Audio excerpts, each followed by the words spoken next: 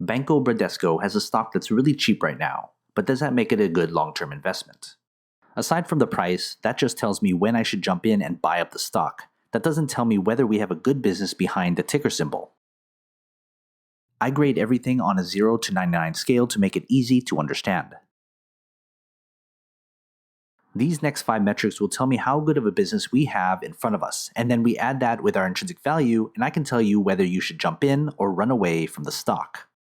Here's the growth rate along with my grade. I'd avoid companies trending at negative growth. I want to figure out how much the company is growing, and that's why we look at earnings growth over the next 7 to 10 years. Ideally, we want them to grow a lot, but if a rate above inflation is on the right side of the grade scale, that's better than nothing. But we'll see, we still got 4 more metrics to look at.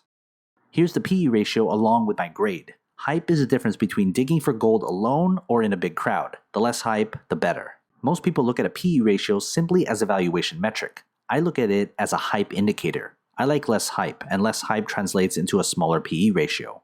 Ideally, a PE of 15 or less is what I want. I'd settle for 25 or less, but anything more and we're dealing with a stock that's too overhyped to justify its earnings multiple.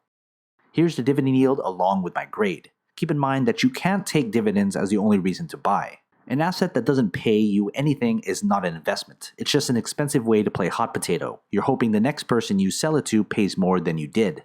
I want to get paid to own a stock, so the higher the yield, the more money you'll get. But of course, bad companies can entice you with huge dividends.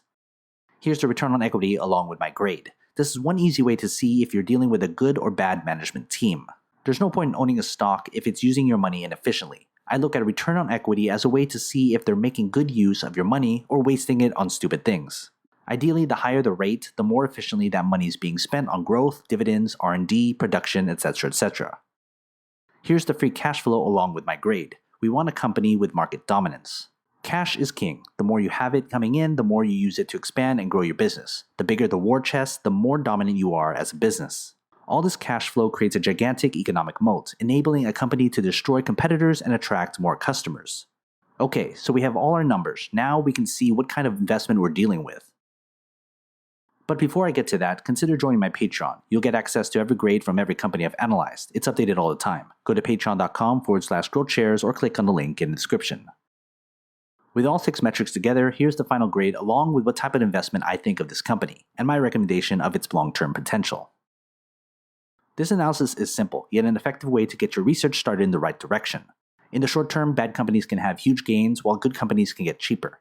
But in the long term, the difference between good and bad will become obvious.